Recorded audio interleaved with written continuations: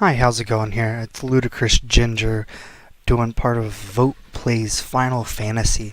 So I actually am just about done with my regular playthrough, but I thought I hadn't actually done really any sort of explaining about Final Fantasy.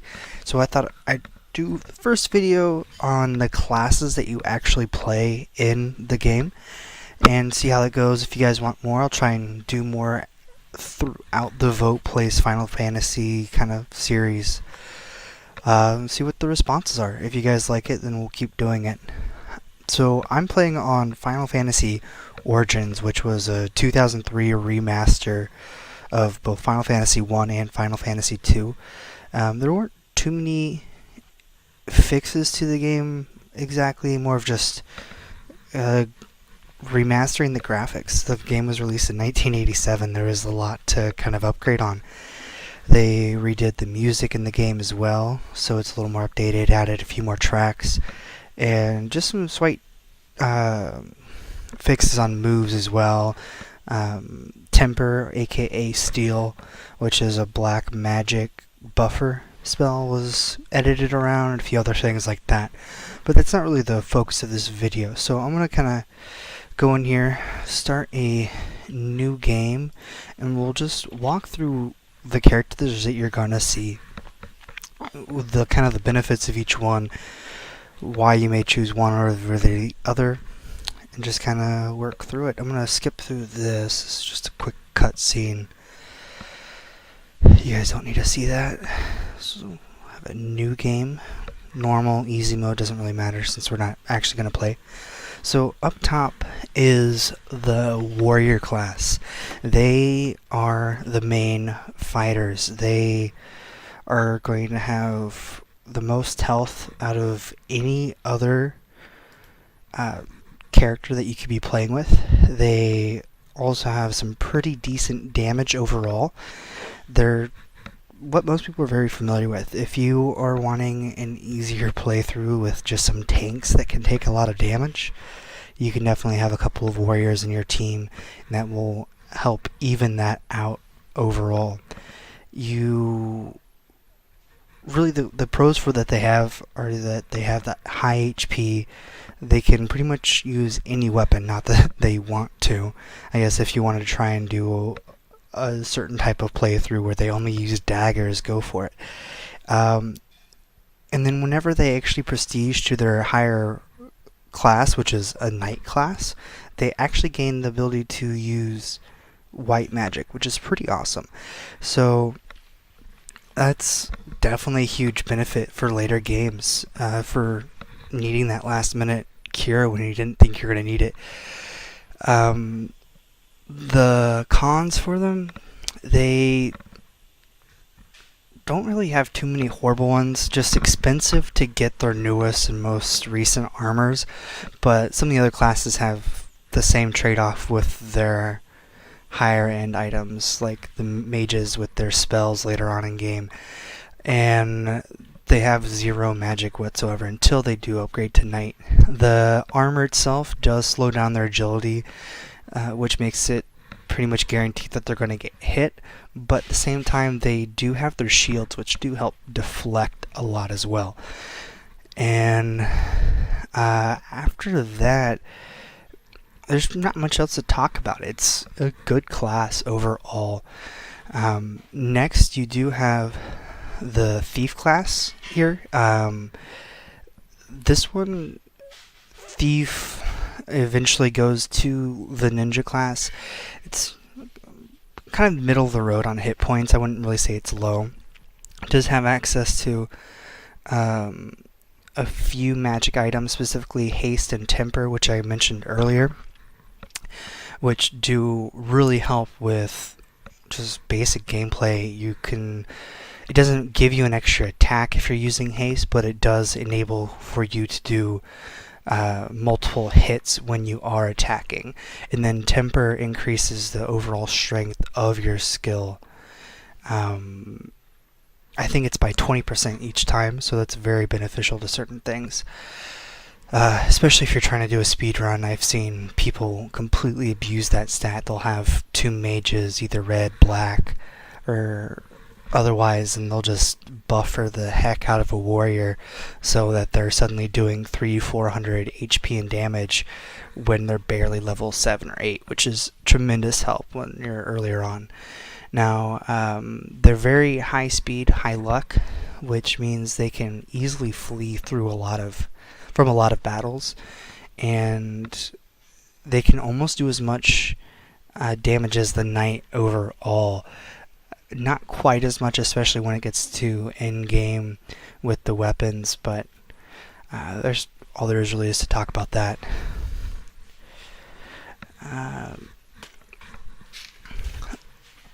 The cons, like I said, like the hit points, they're kind of middle of the road, and they don't have really that heavy of armor.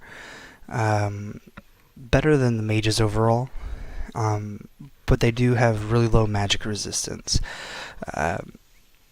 But the monk as well is worse off than they are. I don't think there's really too much else to talk about there. It does prestige to the ninja class, and it's just a good boost there. I'm not a huge fan of playing with the thief, so I can't really speak to that one as much. Sorry about that if you guys had my phone come across the speaker there. White mage. So this is your stereotypical white mage. It's going to provide all your support magic for cures. It's holy magic.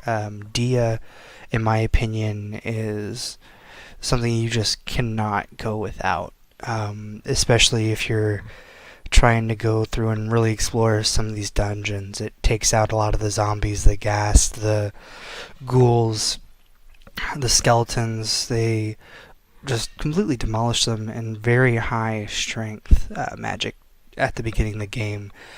And especially with those sort of enemies where you'll have to worry about getting paralyzed and locked, so you end up having all 4 characters paralyzed and you're unable to do anything but just hope that you are able to attack them one more time before they kill you.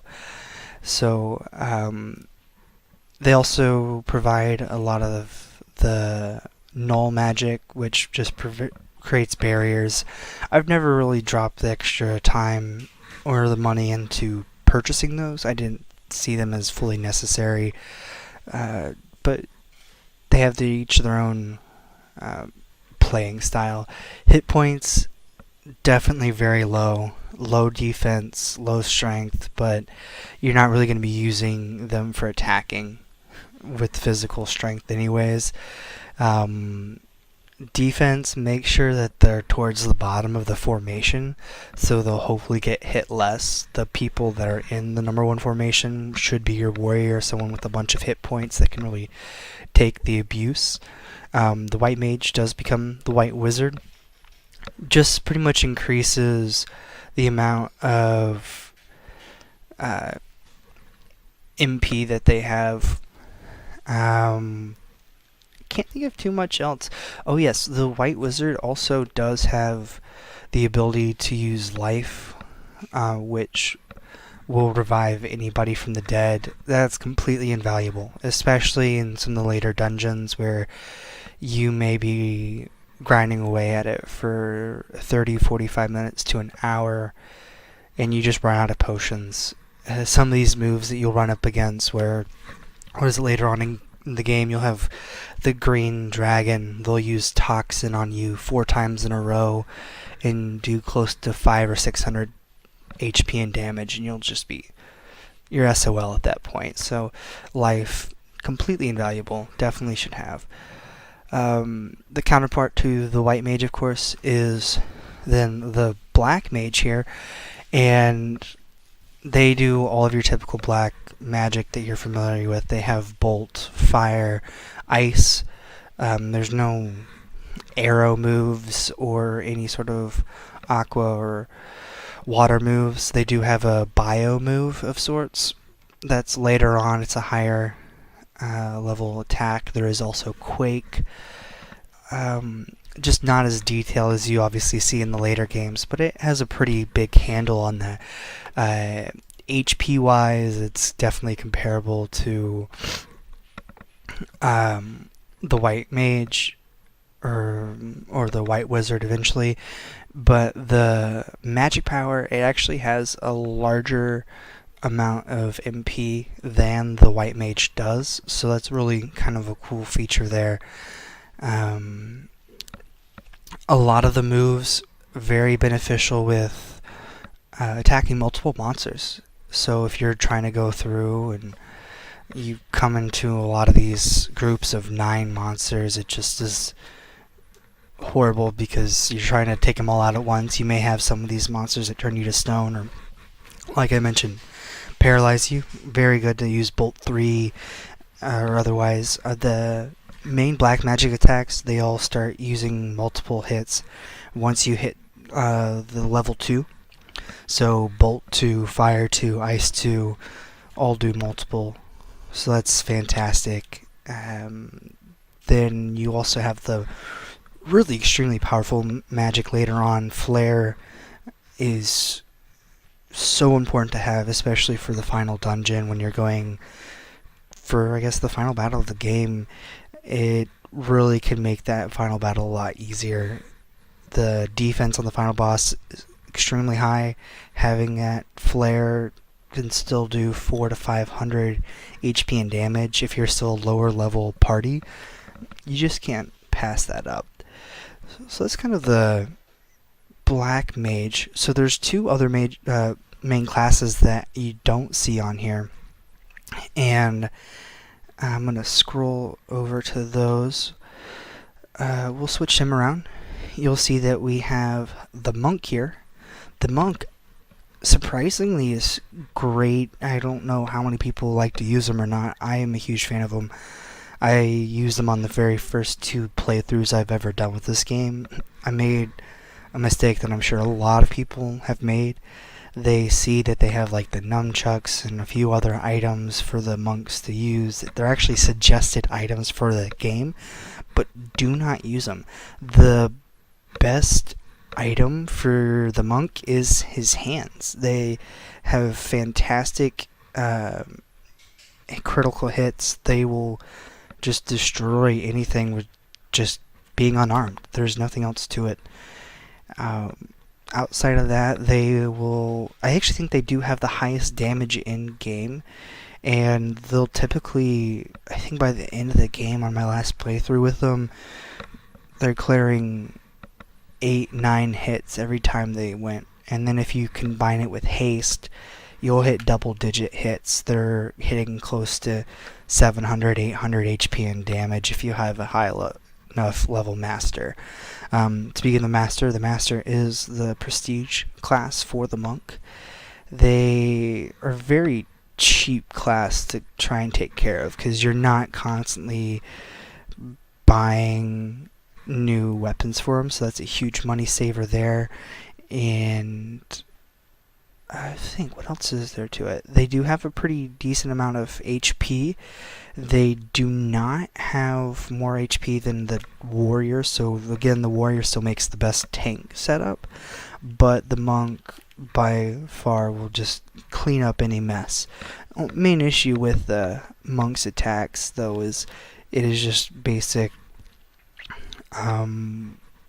punching. That's about it. You're going to only hit one character at a time, which is fine during boss battles, but if you're just going through basic gameplay, it does limit you, while the mages do take that home. So I don't think there's really too much else to say about those guys. Monk, I have to say, is probably my favorite class. The one that I'm doing right now does not utilize the monk, but still great overall. Which does bring us to our last class overall, which is the red mage here. Dabbles in both white and black magic and also decent fighter. They are definitely considered the jack of all trades. They are not proficient or amazing in any one class. They're just kind of middle of the road all the way through. Not extremely lucky, but halfway decent HP. It's higher than the ninja. definitely better defense than the other two mages. It's about on tier with the ninja on that level. They can equip a lot of the other weapons that other characters use. The mithril sword that you acquire in Elfheim, which is one of the best swords you can really get early on, and if you utilize the 15 puzzle, you'll have that, and that's their best weapon. You can't get much better from there. Then, outside of that, magic-wise, they do have access to white and black magic, which is really cool. You get the cure, you get fire, bolt.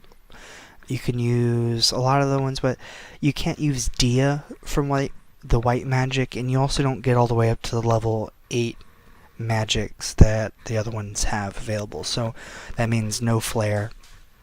They also don't have as much MP as the other two wizards.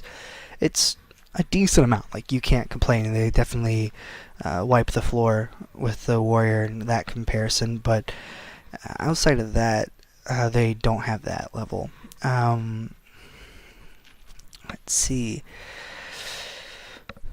They are more expensive than most of the other classes just because you are buying weapons, the armor, and the spells themselves, which those in-game spells are just ridiculous. 65,000, I think, for some of the level 8s. I think level 7s around 40,000.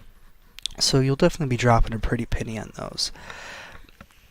The stereotypical 4-person team that you'll see a lot of people first playing off of is the one that you actually saw whenever this started off, and that is with the warrior, the thief, the white mage, and black mage. I'm personally a huge fan of changing out the thief and utilizing the monk. You have two really strong hard hitters right there, and it's hard to go wrong with that. You can change it around a little bit and get the red mage instead of the black mage if you wish. Seen several speedrunners who do an easy run close to 3 hours utilizing 2 warriors and 2 red mages. I guess it's really what you want to play around with. If you want to go wild, I've seen people do the 4 black mage challenge or even the 1 black mage challenge, which is just insane. I can't even imagine playing through on that sort of gameplay. I just don't have the patience. I'd probably give up about halfway through. So I guess that's the overview of the classes. I tried to somewhat keep it organized. Hope you guys enjoyed it. If you guys like this sort of video, I'll try and do a few more. Let me know. Thanks, guys, and enjoy.